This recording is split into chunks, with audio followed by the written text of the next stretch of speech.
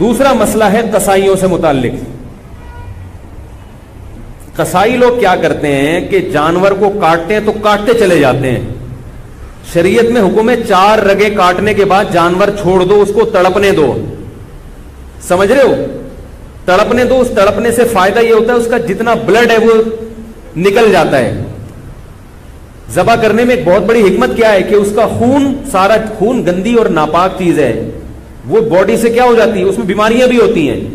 یہ جو جانور میں کوئی بیماری ہو نا تو اس کے خون میں ہوتی ہے, خون کا نکلنا ضروری ہے, گوشت صاف ہو جاتا ہے اس سے. اب قصائی لوگ کیا کرتے ہیں کہ انہوں نے, چونکہ اس دن میں نے بتایا نا تو سلام کا جواب نہیں دیتے اس دن, عید کے دن یہ اتنے بزی. یہ کیا کرتے ہیں, جانور ذبح کرنے کے بعد اس کے گلے میں چھری مارتے ہیں, اس کی یہ جو پیچھے اعصابی رگ ہے اس کو کاٹ دیتے ہیں. اس سے جانور کو تکلیف بھی زیادہ ہوتی ہے اور ٹھنڈا بھی جلدی ہو جاتا ہے. اس لیے میں کہتا ہوں کہ جس کھونٹے سے جانور باندھا ہوا تھا وہ کھونٹا ابھی خالی ہے, تھوڑی دیر کے لیے اس کھونٹے سے کس کو باندھ دیں, قصائی کو باندھ دیں. کیونکہ قصائی کنٹرول میں نہیں آتا, اس کو آپ 100 دفعہ بھی کہیں بھائی نہیں کاٹو, وہ پھر بھی کاٹتا ہے, وہ پھر بھی چھورا مار. اس سے جانور حرام نہیں ہوتا, لیکن ایک جو ایک حکمت ہے, ذبح کا ایک شرعی طریقہ ہے, اس طریقے پر تو عمل نہیں ہوا نا. جانور تو حلال ہی رہتا ہے, لیکن ایک کراہت آتی ہے, کراہت مکروہ عمل ہے یہ. اس لیے قصائی کو پہلے, گائے پہ جتنے آدمی تھے نا اس سے زیادہ آدمی قصائی پہ چھوڑ دیں آپ. اس کو بولیں اس کو تڑپنے دو, اور اس وقت تک وہ 8 آدمی کس کو پکڑ کے رکھیں گے, قصائی کو پکڑ کے رکھیں, کیونکہ وہ بھاگے گا, وہ آئے گا بولے گا نہیں میں کاٹن دو. اس کو پکڑیں آپ یا کھونٹے سے باندھ دیں. باقی جب جانور ٹھنڈا ہو جائے تو پھر کہیں آپ اب تمہارا کام شروع ہوا ہے. سمجھ گئے یہاں تک؟ تیسرا مسئلہ, انہوں نے گٹکے رکھے ہوئے ہوتے ہیں, منہ ہل ہی نہیں رہا ہوتا ان سے, تو ان سے بولے بھائی گٹکا تھوڑی دیر کے لیے پھینک دو, تسلی کے ساتھ بسم اللہ اللہ اکبر پڑھو زور سے. اور علماء کہتے ہیں کہ جو لوگ وہاں کھڑے ہوئے ان کو بھی چاہیے تکبیر پڑھ لیں, تاکہ وہ جو ہے نا جو ذبح کر رہا ہے اس کو یاد آ جائے.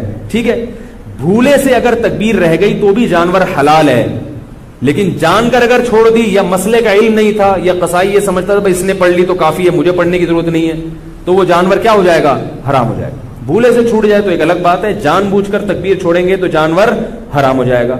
البتہ آپ 4 رگیں کاٹ چکے تھے, پھر قصائی نے چھری ہاتھ میں پکڑی ہے, پھر کوئی فرق نہیں پڑتا, پھر وہ تکبیر نہ بھی پڑے تو جانور کیا ہے, حلال ہے. تو شروع کی رگیں جو ہے نا جب کٹتی ہیں تو اس میں تکبیر کا پڑھنا ضروری. آج کل یہ فارمی مرغی والے بھی تکبیر نہیں پڑھ رہے, تو میں نے کئی دفعہ پکڑا ہے. ان کو جا کے پکڑا کریں, ان سے بولے زور سے بولا کرو. ویسے تو باتیں چیخ چیخ کے کرتے ہیں, جب اللہ کا نام لینے کا وقت ہے تو پتہ نہیں نام ہی نہیں لیتے وہ. تو انہوں نے بھی گٹکے رکھے ہوئے ہوتے ہیں منہ میں, ان کے پاس اتنا ٹائم نہیں ہوتا, کیونکہ گٹکے کے ساتھ تکبیر پڑھنا بڑا مشکل کام ہوتا ہے. ٹھیک ہے نا, میں نے گٹکے والوں سے اس کی تحقیق کی, ہو کہتے ہیں پان بھی منہ میں تو سلام کا جواب نہیں دیتا, وہ تکبیر کہاں سے پڑے گا.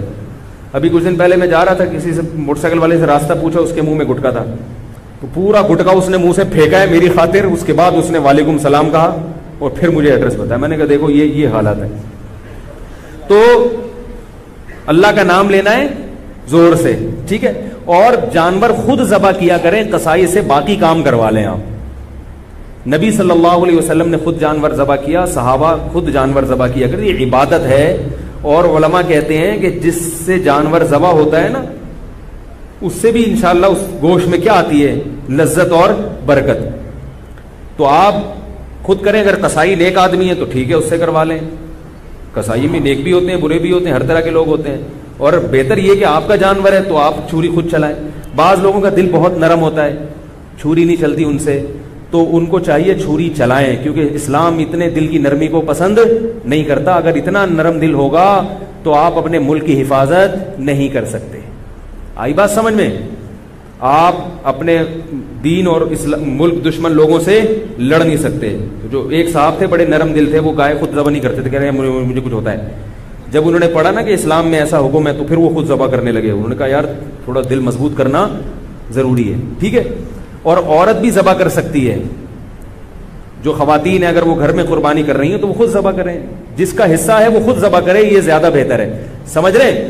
باقی خواتین جب وہ ذبح کریں نا تو فوراً چھری کہیں چھپا کے رکھ دیں, ورنہ کسی وقت آپ بھی ذبح ہو سکتے ہیں.